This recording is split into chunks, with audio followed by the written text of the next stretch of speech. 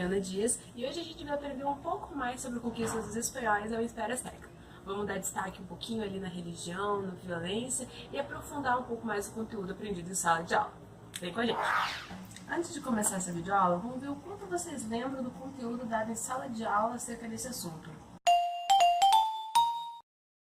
Então agora eu quero que vocês tentem lembrar sobre o conteúdo de expansão marítima dado nas últimas aulas. O que vocês conseguem se recordar?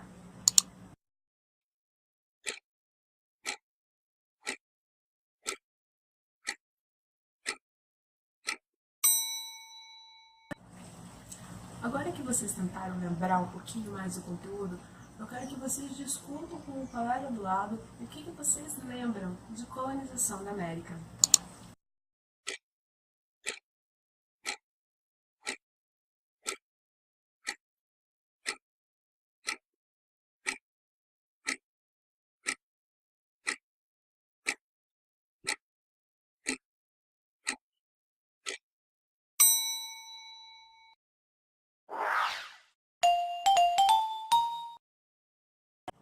Ao chegar nas Américas, a imagem que se formou pelos conquistadores dos povos que aqui habitavam era a imagem do povo amigável, um lugar paradisíaco, cheio de belezas naturais, com um povo acolhedor. Visão essa que foi mudando conforme as experiências com os nativos se tornavam mais e mais constantes. Logo, o que se viu foi uma gama de hábitos pagãos, fora de ordem, não se via neles cultura ou leis, e isso, pelo menos, segundo os próprios conquistadores. A mudança da visão veio um movimento de conquistar, dominar, suplantar aquele povo. O pagão precisava ser convertido, precisava ser salvo de si mesmo. Havia ali uma oportunidade para aqueles que queriam dominar mais e mais povos com a fé cristã. Expandir então as fronteiras do exército católico era um objetivo real, forte, que muito justificou. Enquanto os espanhóis conquistavam os territórios das Antilhas, os astecas também mantinham crescimento e expansão, acumulando riquezas e dominando a maior parte do que hoje seria o atual México. Fato que não passou despercebido para Hernán Cortés, cuja missão logo se virou na tentativa de encontrá-los e apoderar-se dessas riquezas. Nesse processo, alia-se a diversos povos, enquanto devasta outros, baseado em interesses de ambos os lados. Ao encontrar Tenochtitlan, a capital do povo asteca, ao contrário do que se pensa, estabelece uma relação pacífica com os líderes. Mas tudo se perde quando, em sua ausência, um grupo de espanhóis ataca uma festa de cunho religioso e acaba com a aliança. Vê-se aí um movimento do próprio povo asteca de rebelião, voltado a um ato contra si. Está aí um povo que não quer, não aceita ser submisso a quem o oprime.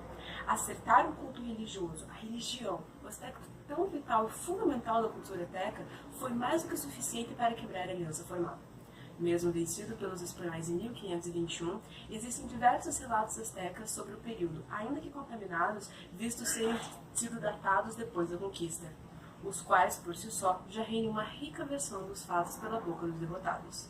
Mas não é o que se vê nos materiais escolares e didáticos, visto que focam um pouco mais na versão dos vencedores. Juntamente com a submissão e opressão do povo asteca por seus inimigos espanhóis, houve a suplantação religiosa e a tentativa de apagar a identidade dos conquistados.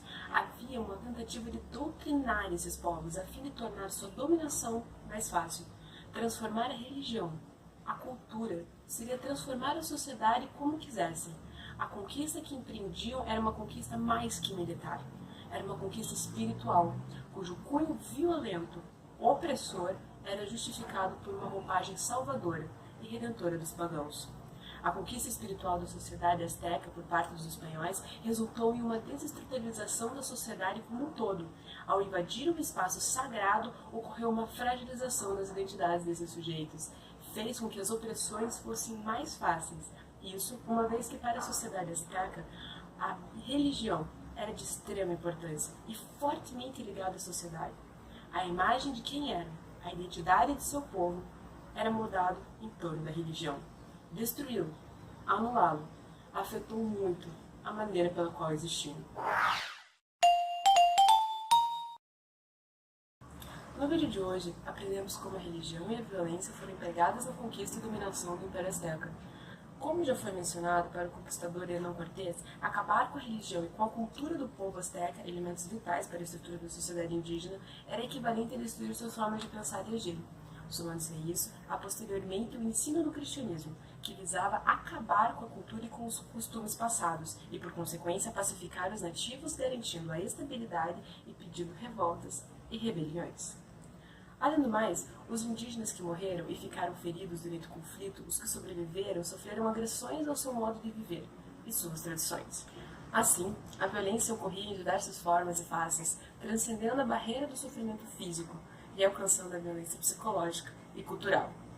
Eu me pergunto, e convido você a se questionar, se forçar sobre um povo uma religião, uma cultura e uma língua que não era deles, que a eles não interessava para nada, a não ser uma questão de sobrevivência, claro, não pode ser caracterizado como uma forma de violência tão brutal e equiparável quanto a violência física. Ao meu ver, essa ação resultou em um dano irrecuperável na identidade indígena, algo que hoje em dia não pode ser mensurado. Tudo isso em nome de uma missão. Os colonizadores usaram da religião como uma desculpa, posteriormente como uma afirmação de uma missão e até como uma justificativa. Converter os índios incrédulos, aumentar as barreiras do cristianismo, engrossar as fileiras do exército cristão e facilitar a submissão de um povo natural das terras que almejavam eram apenas alguns dos objetivos dos colonizadores espanhóis. Assim, com um objetivo que não o dela, a religião foi a capa na qual os colonizadores se apoiaram. Usaram de violência para alcançar esse caminho e, de alguma forma, tomaram a ligação entre religião e violência algo comum naquele cenário.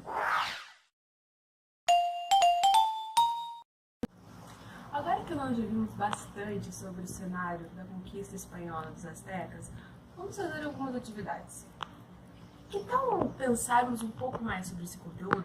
Essa atividade que separei para vocês é composta por duas fontes históricas.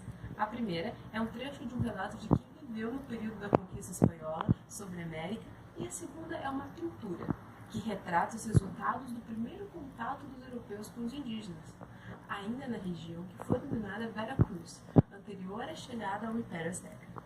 Atentem-se que essa última foi produzida depois dos acontecimentos. Agora, leia junto comigo essa questão que está aparecendo na tela. Leia o texto a seguir e observe a imagem. Aqueles que foram de Espanha para esses países, e se tem na conta de cristãos, usaram de duas maneiras gerais e principais para extirpar da face da terra aquelas míseras nações. Uma foi a guerra injusta, cruel, tirânica e sangrenta. Outra foi matar todos aqueles que podiam ainda respirar ou suspirar e pensar em recobrar a liberdade ou subtrair-se aos tormentos que suportam. Como fazem todos os senhores naturais e os homens valorosos e fortes, pois comumente na guerra não deixam viver senão mulheres e crianças. E depois oprimem-nos com o mais horrível e áspera servidão, a que jamais tenham submetido homens ou animais.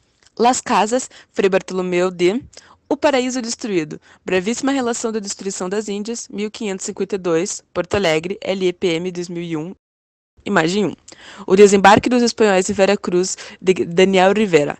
Afresco 4.92 por 5.27, 1951, Palácio Nacional, México.